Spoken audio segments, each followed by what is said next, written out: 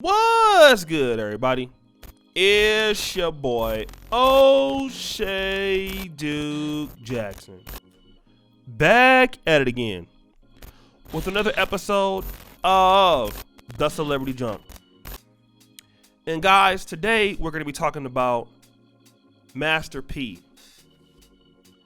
Now, most of you young guys know a lot about the new rappers, but maybe you don't know about Master P and No Limit.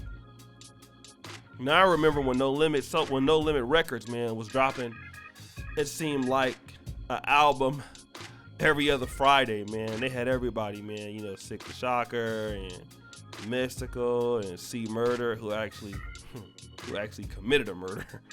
But they had everybody, man. They was producing movies. They were producing everything. You know, Master P is a very entrepreneurial man. And Master P actually lived in the San Francisco Bay Area at one point. He's from New Orleans, but that's where he learned the kind of the out of the trunk type of hustle, right? And that's what a lot of people in the Bay Area did with the independent hustle. You go to the Bay Area, and you know a lot of people are selling albums out of the trunk, and he learned how to do that in Richmond. All right. Now, what I wanted to do is, now we've been talking about this Nick Cannon thing and these remarks that he made that offended the Jewish community. And Master P said, you know what? He hates that Nick Cannon apologized. You know, he shouldn't have to do that, right? And if whatever happens, it's gonna happen. If they get rid of you, they get rid of you, right?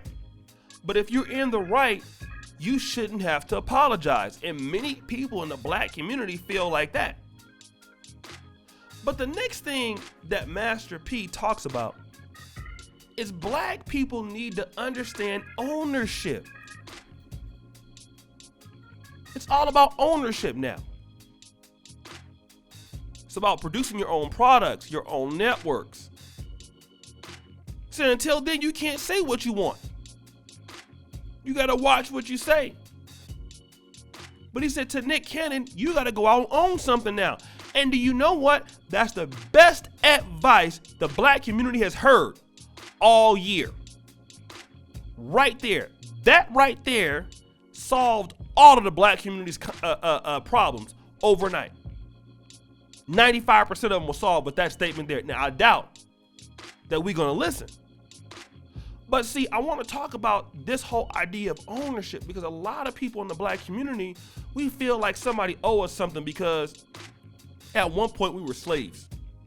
So at one point we were slaves and couldn't vote. So therefore, we should be able to say what we want because historically we've been the least protected group. And we should be able to get away with certain things. Well, you might be able to get something away with things here and there, but usually what's going to happen, if you don't own something, you're gone. And you'll be finding yourself apologizing. Like, look at Nick Cannon. He has to meet with a rabbi now. But these are the things that you have to do when they own it and you don't. And a lot of people are so caught up in, you know, in the black community having an opinion and and saying what they want, but you don't even own your own movements. Like a lot of the people with the Black Lives Matter thing, I talk about that all the time.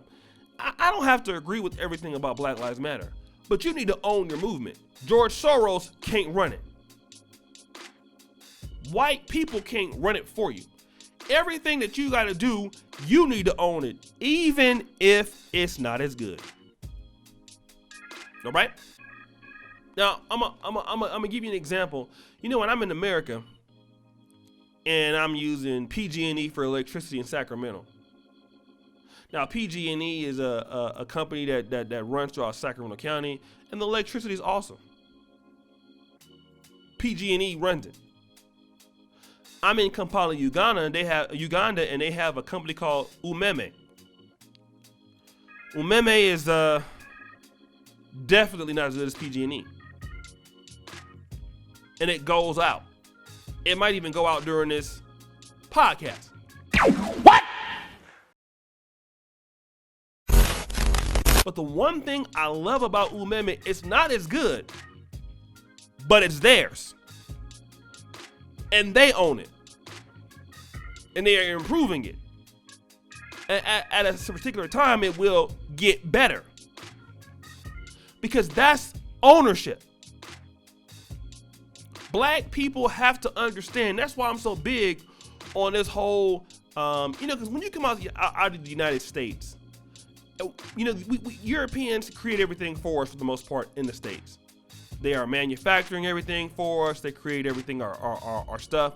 But when you have to be in a situation where you have to produce your own products and sell them and compete, that's when you're able to talk. You can't talk that talk when you don't have the science to produce the stuff.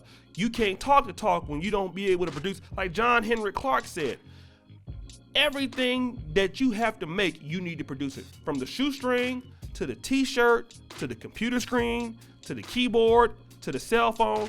We don't know how to do that. That's why Africa suffers. That's why black people suffer. So when you talk about things, you want to run your mouth and don't spend your time producing things, then the people who produce things rule over you. And when you don't have the business network, and you don't have the people you can do business with and get money with, and you can't extend that, you don't have no power network. And every black person under the sound of my voice needs to be seeking power. Power is in ownership. Power is in the network. Power is in who you know. We not searching for that. We searching for a voice. We searching to be heard. And you can be heard while nobody's listening to you. You can be right and nobody listen to you. John Henry Clark talked about Japan, right? One time. I listened to a lecture of his on a replay. He's of course passed on. But Dr. John Henry Clark talks about Japan and how they were decimated after World War II. But he says Japan did something remarkable.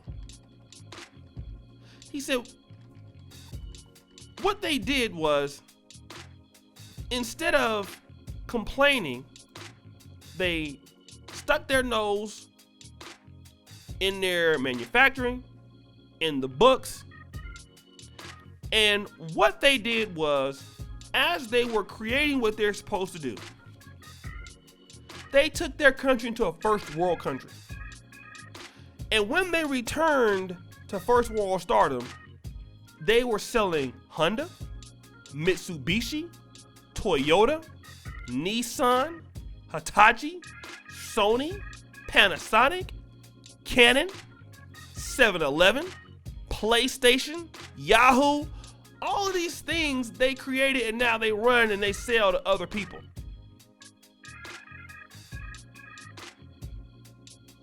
This is what happens when you have your own stuff. You come back and you're a big time player now.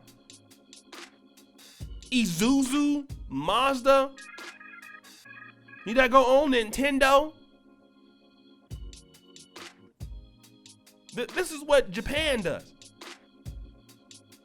They create stuff. Fujifilm, for you people, I mean, almost all the top, camera brand, you gotta go through them. Acura. Hello. Yamaha. Olympus. But as a group of people, we don't understand that.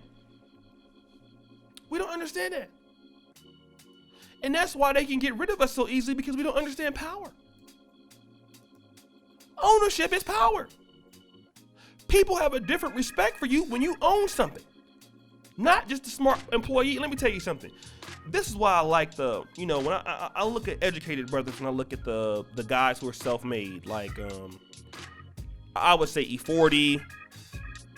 I would say guys like Master P, Diddy, who's the brother, Jay Prince out of Texas.